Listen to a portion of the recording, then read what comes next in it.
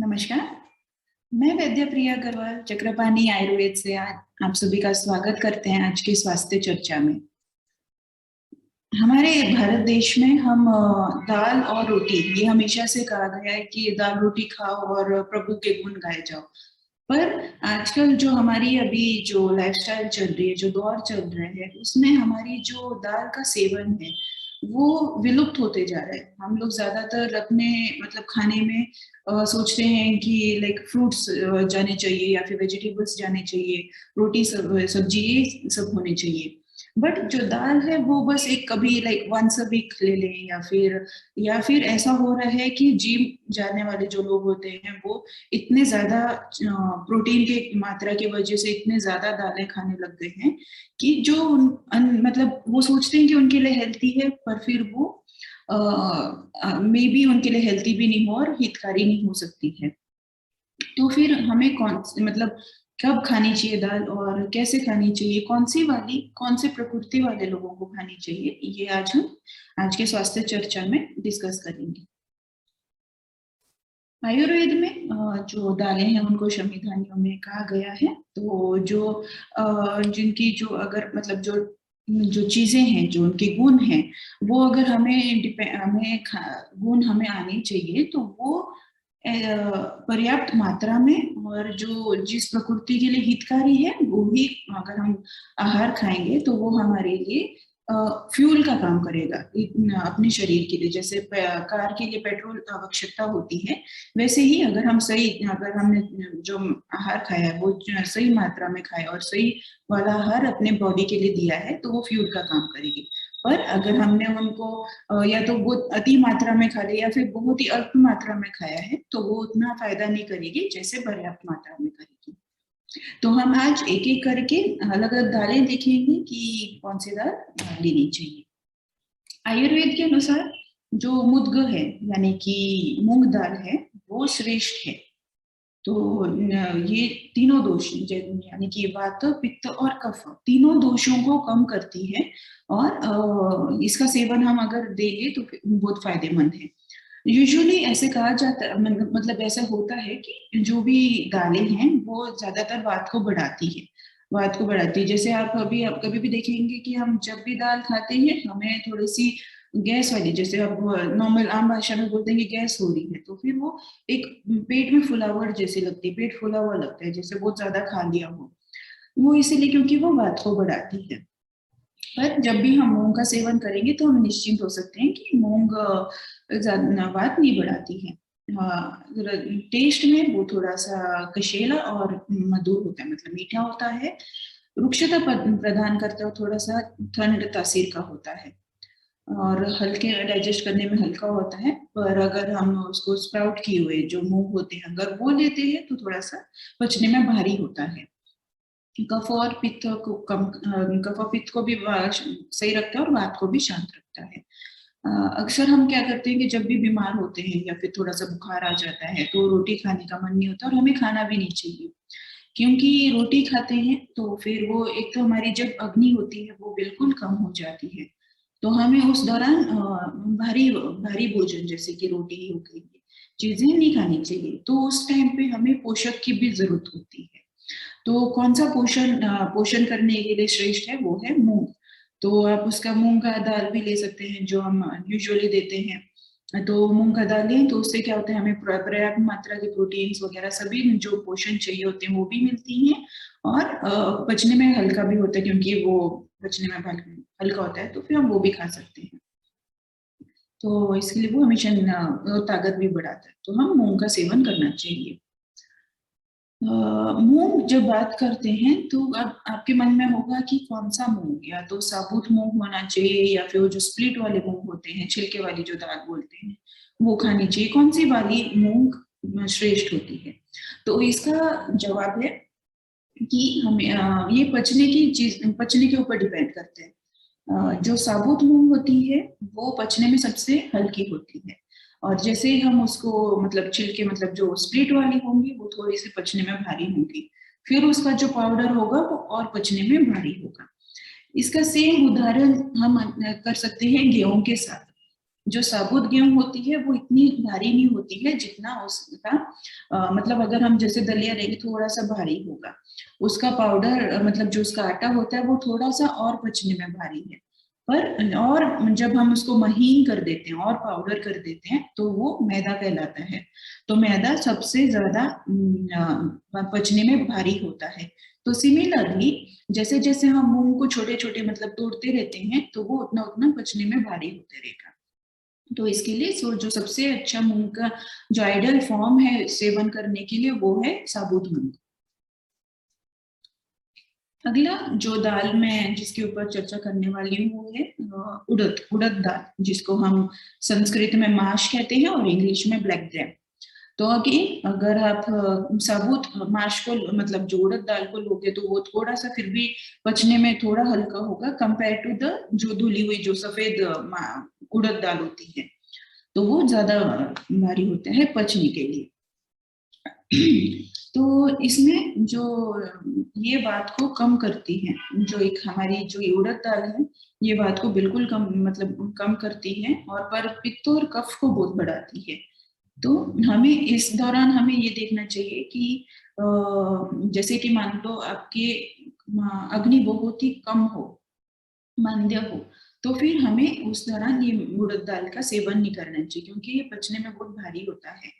और जैसे आप इसके गुण देख सकते हैं, ये मीठा होता है रस में और बचने में भारी होता है। तो फिर इसी के लिए हमें उन लोगों को देना चाहिए जिनकी अग्नि बहुत ही तेज मतलब जो तीक्ष्ण अग्नि हो, जिनको बार बार भूख लगती हो, जिनकी मतलब वात प्रकृति हो, जो बहुत दुबले पतले हो, जिनको बार बार भूख लगती है और फिर भी वो मतलब वजन नहीं बढ़ा पा रहे हैं, तो उनको उड़द का सेवन करना चाहिए। उनके लिए उड़द ले सकते हैं, वो वजन भी बढ़ाता है और अगर आपकी अग्नि तीक्ष्ण है तो उसको भी सही रखता है। पर हाँ, अगर आपके अगर स्किन की कोई प्रॉब्लम्स हो जैसे कि स्किन सोरियासिस या फिर कोई भी अलग त्वचा की जो भी बीमारियां हो, तो उस समय हमें उड़द को अवॉइड करना चाहिए क्योंकि उड़द पित्त को बढ़ाता है। तो पित्त को बढ़ाएगा तो फिर हमारी जो भी स्किन रिलेटेड डिसऑर्डर्स है उसको ज्यादा बढ़ाने की क्षमता रखता है उड़द। तो हमें जब अगर कभी बीमार हो या फिर हमारे त्वचा की कोई भी इश्यूज हो तो हमें माश का सेवन यानी कि उड़द का सेवन नहीं करना चाहिए। पर हाँ, जब ये हो गया कि किसमें सेवन नहीं करना चाहिए, जब अगर आप अगर दुबले पतले हैं और आपको अपनी मसल्स बढ़ानी हो तो आपको माश का सेवन जरूर करना चाहिए उड़द दाल का। उड़द दाल के लड्डू खा सकते हैं। इसका जो सही काल हम कह सकते हैं उड़द का सेवन करने के लिए वो होता है सर्दियां। आपने अक्सर देखा होगा कि उड़द सर्दियों के टाइम पे हम खाते हैं, जैसे अभी उड़द के लड्डू हो जाते हैं तो फिर हम इसमें खा सकते हैं सर्दियों में। बस आपकी अग्नि थोड़ी सी तेज होनी चाहिए, अगर कम अग्नि हो तो नहीं सेवन करें इसका। अगला जो दाल हम जिसके ऊपर चर्चा करेंगे वो है चना। चना तो एक होते हैं काबुली चने और एक काले चने। तो काले चने जैसे आप लोगों ने भी देखा होगा कि जब हम खाते हैं तो थोड़ा सा पेट में मतलब ऐसे ब्लोटिंग फीलिंग होती है, तो वो चने की वजह से होता है क्योंकि वो वात को बहुत बढ़ाता है, बात ज्यादा बढ़ जाती है। पर अगर जो पित्त और कफ के प्रकृति वाले इंसान होते हैं तो वो इसका सेवन कर सकते हैं क्योंकि ये रूखा होता है और तासीर में ठंड होती है, और तो फिर आप इसका सेवन कर सकते हैं। ये रूच बढ़ाती है और ताकत भी बढ़ाती है। तो फिर अगर आपकी प्रकृति अगर आपके बात की नहीं हो, आप अच्छा खाना आपकी डाइजेशन अच्छी हो, तो जो योगा मतलब जो एक्सरसाइज करते हैं और उनको डेली इसमें उबले हुए थोड़े चने आप सेवन जरूर कर सकते हैं, इससे आपकी ताकत भी बढ़ती है। इसमें एक बात का हमें जरूर ध्यान रखना है कि जब भी आप चने हो गए या फिर कोई भी दाल हो गई है, तो जब आप इसका सेवन करते हैं तो थोड़ा सा घी में या फिर कोई भी जो तेल हो जैसे तिल का तेल हो तो उसके अंदर जरूर उसको थोड़ा सा छौंक के लिया जाए। इससे क्या होता है कि जो बात जो इसकी बड़ी हुई होती है ना तो वो कम करने में हेल्प करता है। और अगर आप घी और या फिर तिल के तेल के छौंक के अलावा हींग या फिर अजवाइन जो ये बात को कम करते हैं, बात शामक होते हैं, इन मसालों का प्रयोग करते हैं तो और भी अच्छा होता है। तो इसमें आप देखेंगे कि जो हमारी ब्लोटिंग होती है इसमें ये कम करेगी इसको। तो जैसे अजवाइन हो गई, हींग हो गई, जीरा हो गई, तो ऐसी चीजों का जरूर आप इसमें झोंक लगाएं, तो ताकि इसकी जो बात बढ़ाने की जो क्षमता है वो कम हो जाएगी और आपको ब्लोटिंग फील नहीं होगी। अगला है मटर। मटर का भी, उसको संस्कृत में हरेनू बोलते हैं। इसके भी सेम ही गुण हैं जैसे कि चनों में होती हैं, क्योंकि दोनों की ऑलमोस्ट सेम ही होती है। वो वात को बढ़ाती है और कफ और पित्त को कम करती है। तो इसीलिए पित्तों को कम करती है। तो इसके लिए अगर आपको थोड़ी सी पेट में जलन हो या फिर जो कोई बर्निंग सेंसेशन जो फीलिंग होती है ना, तो उसमें हम इसका उपयोग कर सकते हैं। और जैसे मैंने कहा, चनों के लिए कहा था, इसी के इसके साथ भी ऐसा ही है कि अगर हम घी के साथ इसको छौंके या फिर थोड़ी सी अजवाइन या हींग का भी सेवन करें इसके साथ, तो इसके लिए बहुत श्रेष्ठ होगा। रिसर्चेस में पाया गया है कि इसमें एंटी कैंसर के भी गुण पाए गए, मतलब जो कैंसर सेल्स होते हैं उनको रोकने की भी क्षमता चंद दालों में होती है। तो फिर मटर का सेवन आप कर सकते हैं, बस इनको थोड़ा सा घी में छौंके जाए। अगली जो एक और दाल है, वो जो हम बहुत ज्यादा मतलब एक और सेवन करते हैं जब हम मिक्स दाल खाते हैं, तो उसमें एक होती है मसूर दाल। तो मसूर को लेंटिल कहते हैं, और ये भी सेम सेम क्वालिटीज ही होती हैं जैसे चनों में पाई जाती हैं। पर इनमें एक और खूबी ये है कि ये त्वचा की जो कॉम्प्लेक्शन है उसको निखारती हैं। अक्सर जो हमारे जो मतलब फेस पैक हो गया या फिर उपटन हो गए हैं, तो फिर हम इसमें मसूर दाल का सेवन कर सकते हैं, मतलब मसूर दाल का पेस्ट बना के यूज कर सकते हैं। क्योंकि इसका आयुर्वेद के अनुसार ये हमारी त्वचा की जो निखार है ना, इसको बढ़ाती है। तो आप इसको उसका इसके मसूर दाल का पाउडर ले सकते हैं फेस पैक के तौर पर भी। और ये ताकत जरूर बढ़ाती है और ब्लोटिंग भी करती है, तो फिर बाद में क्योंकि ये बात को बढ़ाती है। अगली जो दाल है वो है आड़की। आड़की को नॉर्मल भाषा में तूर दाल या फिर अरहर दाल बोलते हैं। और ये भी सिमिलर होती हैं, और इसको भी हम पाउडर के तौर पे हम यूज कर सकते हैं। ये भी हमारे इसमें कॉम्प्लेक्शन को बढ़ाती है।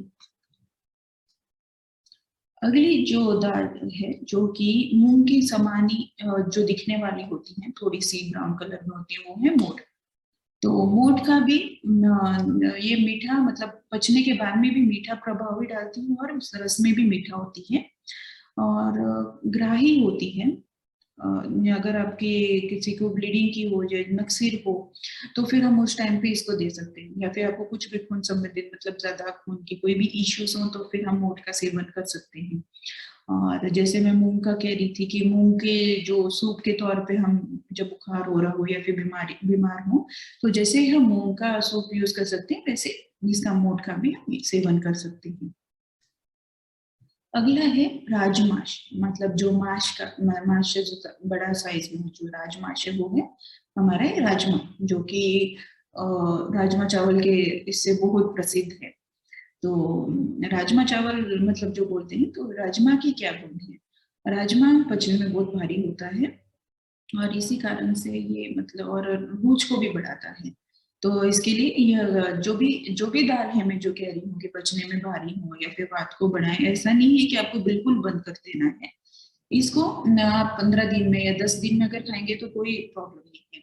जो कफ और पित्त प्रकृति के लोग हैं, वो इसका सेवन ज्यादा कर सकते हैं, जैसे कि 3 दिन में, 5 दिन में सेवन कर सकते हैं। पर जो वात प्रकृति की हो, जो दुबले पतले हों, तो उनके लिए थोड़ा सा मतलब इनकी नियमित, मतलब कंट्रोल मात्रा में रखना है। जैसे 15 दिन में एक हो गई है, वैसे लेना है। ये इसमें हम रिसर्चेस किए गए हैं कि लाइक जो खराब कोलेस्ट्रॉल होता है, तो उसको कम करने में सहायता करते हैं। जो डायबिटिक लोग हैं, तो फिर डायबिटीज के लिए भी ये फायदेमंद होता है। एंटीऑक्सीडेंट के तौर पे भी काम करता है। ये सिर्फ बात ही नहीं बढ़ाता, पर इसके अच्छे गुण भी हैं। ऐसा नहीं है कि हमेशा राजमा खराब ही होता है, प्रोवाइडेड कि आप इसको थोड़े से अच्छे तरीके से बनाएं। ऐसा नहीं हो कि कम पका हुआ हो या फिर आप कच्चे ही ले लें। तो फिर जब भी आप इसको छौंके, तो फिर हमेशा अच्छी मात्रा में घी डालें। और अगर आप छौंकते वक्त कम घी डाल रहे हैं, तो ऊपर से भी और घी डालेंगे तो ज्यादा बेटर होगा। और इसके और बाकी गुण है कि ये कोलेस्ट्रॉल बहुत कम करते हैं, और डायबिटीज लोग इसका जरूर सेवन कर सकते हैं। जब भी आप दाल बनाएं, तो आपको थोड़ी चीजों का ख्याल रखना है। सबसे पहली चीज है कि जब भी आप कोई भी दाल बनाएं उनको सोक करना है। तो अब इसके इसके पीछे भी थोड़े दो साइंटिफिक रीजन है। पहली चीज है कि सोक करने से मतलब भिगोने के कारण क्या है। भिगोने से वो थोड़े से तो एक वापस नॉर्मल अपनी जो नॉर्मल शेप होती है जो ये होता है उसमें आ जाते हैं। साथ ही उसमें उसमें एक जब आप सुखाते हैं तो उसमें एक टैनिन पदार्थ होता है, एक नाम का केमिकल होता है जैसे टैनिन। तो फिर वो जब आप मतलब उसको सोक करते हैं तो वो टैनिन धीरे धीरे पानी में चला जाता है। तो उससे क्या होता है कि जो हम पचने में वो भारी नहीं होता है, पचने में हल्का हो जाता है। और हमारे को फिर वो ब्लोटिंग जो फीलिंग होती है वो भी कम हो जाती है। तो एक तो रीजन वो है, और दूसरा रीजन है कि वो जल्दी पक जाएगा। आपने देखा होगा कि अगर आपने उसको ज्यादा देर तक भिगो के रखा है तो वो पकने में भी ज्यादा जल्दी पक जाएगा। तो फिर इसके लिए आप जब भी दालें बनाएं तो फिर उसको सोक करें। जो वो बचा हुआ पानी है उसका प्लीज यूज मत करिएगा, उसे या तो आप तो अपने जो गार्डन है पौधे हैं उनमें डाल दीजिएगा, पर उनको खानों में प्लीज यूज मत करिएगा। सेकेंड चीज है कि उसकी मात्रा क्या होनी चाहिए, मतलब अगर एक भाग दाल है तो 3 भाग पानी का डाल सकते हैं उसमें। और जब भी आप उनको पकाएं तो ध्यान रखें कि वो ना ज्यादा पके हुए ना कम पके हुए हों, क्योंकि कम पके हुए बहुत ज्यादा डाइजेस्ट होने में पचने में दिक्कत करेंगे। और जैसे मैंने आपको कहा था कि जब भी आप दालें बनाएंगे तो फिर उनको जीरा या फिर अजवाइन सौंफ इनमें ना मतलब आप हमेशा उनको उसके साथ बनाएं। खास करके हींग, क्योंकि हींग को जैसे आप सभी को पता होगा कि वो वात को कम करते हैं, मतलब जो ये से जो गैस बनाती हैं जो ये होती है तो इनको कम करती हैं। अगली जो एक और चीज है जिसका आपको ख्याल रखना है कि जब भी आप दालें खाएं तो उसी में साथ ही में आप दूध मत डालें। मतलब अक्सर आप लोग दाल मखनी के टाइम पे या फिर ऐसे चीजों में हम क्या करते हैं कि दाल मखनी में या फिर ऊपर से मलाई डाल देते हैं, या फिर दही के साथ खाते हैं, दही चावल और दाल। तो फिर ये चीजें हमें नहीं करनी है, इससे ये एक किस्म का विरोधाभास है। जैसे कि हमने एक बार चर्चा की थी अपने विरोधाहार की। तो फिर उसमें मतलब विरोधाहार मतलब कि जो दोनों की क्वालिटीज ऑपोजिट हो जाती हैं और वो हमारी सेहत के लिए नुकसानदायक हो सकती हैं। तो जब भी आप दालें खाएं तो फिर उसके साथ आप अंडे या फिर दूध दही जो भी डेयरी प्रोडक्ट्स हो गए हैं ना, तो फिर जितना हो सके वो अवॉइड करें। या तो आप उसे थोड़ी देर पहले खा लीजिए, आधी एक घंटा पहले, या फिर बाद में खा लीजिए। और साथ में नॉनवेज भी ना हो इसका भी आप खास ख्याल रखें। हाँ, एक और दूसरी चीज ये है कि ज्यादातर जो ये भी दालें हैं आपने देखा होगा कि मीठा होता है, मतलब रस में मीठे होते हैं और तासीर में ठंड होती है। और हमेशा ये बलदायक होते हैं, मतलब बल को बनाते हैं और रूखे होते हैं। तो फिर इसके लिए जब भी आप खाएं तो फिर इसको कोई फैटी सब्सटेंस जैसे कि घी के साथ खाएं। तलना इनको जितना, जैसे आप बच्चों के लिए जो बच्चे हैं तो फिर उनको हमें प्रोटीन की मात्रा में प्रोटीन बहुत ज्यादा देना होता है। तो फिर आप प्रोटीन के लिए इनके लिए लड्डू बना सकते हैं, क्योंकि उनकी जो एज है उसमें उनको मीठा भी चाहिए, प्रोटीन भी, जो सारे न्यूट्रिशन है वो उनको जरूर दीजिएगा। क्योंकि एक तो वो मतलब खेल कूद बहुत करते हैं तो उनके अंदर सेल डैमेज बहुत होते हैं। और सेल डैमेज को जो रिपेयर करने के लिए एक जो जरूरी चीज होती है वो है प्रोटीन। तो फिर हमारे और प्रोटीन हमारी बॉडी स्टोर नहीं करती है, वो हर बार हर जब भी हम कुछ भी खाना खाते हैं तो उसमें से वो प्रोटीन लेती है और तुरंत ही वो यूज भी हो जाती है। तो वो प्रोटीन हमारी शरीर यूटिलाइज नहीं करता, स्टोर नहीं करती है। तो इसीलिए हमें इसका खास ध्यान रखना है कि दाल प्रोटीन हम हमेशा ये रखें, यूज करें उसका। खास करके बच्चों में, क्योंकि वो खेल कूद करते रहते हैं, उनका दिमागी विकास भी होते रहता है और अपने नॉर्मली खेल कूद भी करते रहते हैं, तो उनको प्रोटीन जरूर सेवन करें। प्रोटीन में हमेशा ये ना हो कि उनको रोज डाल दें, क्योंकि वो जल्दी उग जाते हैं। तो फिर दाल में दाल की जगह जो अगर दूसरे प्रोटीन्स हैं वो भी सेवन करें। पर दाल का जरूर एक मतलब एक मील में तो जरूर हो दाल, या तो दोपहर अगर दिन में करेंगे तो ज्यादा बेटर होगा, नहीं तो रात को भी उसका सेवन कर सकते हैं।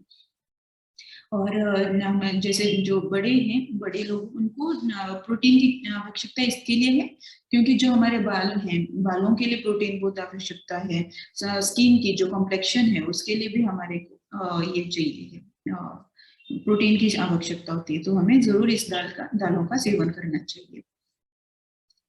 तो आज के लिए बस इतना ही। अगर आपको कोई भी क्वेरीज